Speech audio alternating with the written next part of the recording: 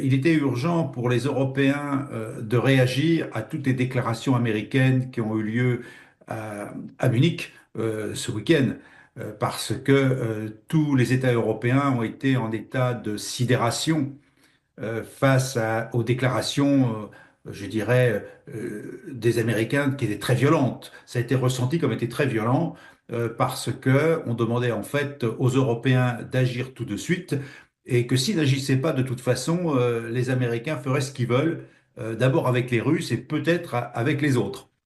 Donc cet effet de sidération a abouti à une réaction immédiate du président Macron qui a été de dire bah, on va réagir, on va d'abord montrer que nous sommes très préoccupés par ce qui a été dit par nos alliés américains et que les Européens devaient se coordonner pour essayer de rapporter une réponse dans le cadre d'une réunion informelle, c'est-à-dire une réunion où on ne prend pas de décision, mais où chaque pays définit finalement comment il comprend la situation.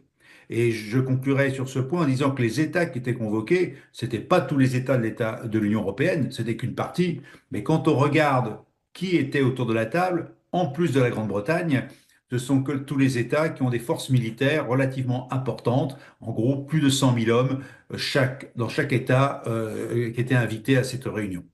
Donc il y a la réponse politique. Maintenant, la réponse militaire. Mais ça a été très clair, même si c'est parfois mal présenté, notamment auprès des opinions publiques. Tout le monde croit que le déploiement de forces européennes en Ukraine, ce serait pour faire la guerre. Ce n'est pas vrai. Il n'y aura pas de troupes déployées avant que des accords soient signés, parce qu'on mettrait nos soldats en difficulté et en danger, et aucun gouvernement à l'Ouest, je dirais, ne souhaite que cela se passe comme cela. Donc il n'y aura pas de troupes déployées avant qu'il y ait un accord entre Russes et Ukrainiens. Et s'il y a des troupes déployées, ce seront des troupes non pas combattantes au sens de prêtes à ouvrir le feu, je dirais, mais des forces capables néanmoins de s'imposer. Et d'ailleurs, ça a été dit par les Américains. Ils ont appelé à une force européenne robuste. Quand on dit robuste, ce ne sont pas des soldats avec des fusils. Ce sont des soldats avec des chars, ce sont des soldats avec des avions, avec des moyens de surveillance, de renseignement, des forces importantes. Ça sera pour vérifier si le cessez-le-feu est respecté, mais pour qu'il soit bien respecté, il faut que la force d'interposition soit puissante. Donc c'est aussi une difficulté pour les États européens capables d'envoyer ou pas des soldats entraînés, professionnels d'ailleurs, bien équipés, et pendant une très longue durée. Il faut s'attendre à ce que cette mission dure des années, jusqu'à ce que tout soit bien établi, parce que le traité de paix, ce ne sera pas pour demain, et ça veut dire aussi un coût financier important. Les Européens se sont sentis particulièrement exclus des négociations et sans comprendre vraiment pourquoi, alors qu'en fait, la réalité, c'est que l'Union européenne n'a jamais montré qu'elle était très forte dans les négociations, surtout quand nous sommes 27 pays à négocier, alors que les États-Unis, c'est un seul pays qui négocie avec un seul pays.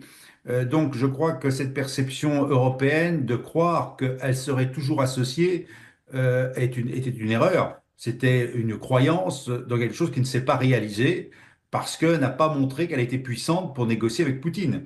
Donc, qu'est-ce qu'ont fait les Américains? C'est de montrer que, un, ils pouvaient négocier directement avec la Russie, puis aussi montrer à la Russie que face à la Russie, il y a un État puissant. Donc, les Européens ne pouvaient pas être autour de la table. Ensuite, on a quand même des avis différents au sein de l'Europe. L'Union européenne n'a pas la même position dans la guerre en Ukraine. Certes, tout le monde dit on soutient l'Ukraine, mais dans la réalité, un certain nombre d'États, comme la Hongrie, comme la Slovaquie, comme d'autres, des partis politiques dans un certain nombre de pays, n'ont pas vraiment envie de soutenir l'Ukraine à fond. Donc, l'Union européenne récolte un petit peu ce qu'elle a semé, en n'étant pas forte, en n'assurant pas sa cohésion dans le discours. Donc, elle est exclue des négociations. Ben, je crois que de toute façon, les Européens sont obligés aujourd'hui de se réveiller, comme on dit, et de s'engager. Et de s'engager, donc, effectivement, pour d'abord être crédible, pas seulement auprès des Russes. D'un autre côté, c'est surtout peut-être se crédibiliser vis-à-vis de Trump et des Américains en disant, nous avons compris le message. Bon, d'accord, vous négociez directement avec Vladimir Poutine et l'Ukraine pour l'instant.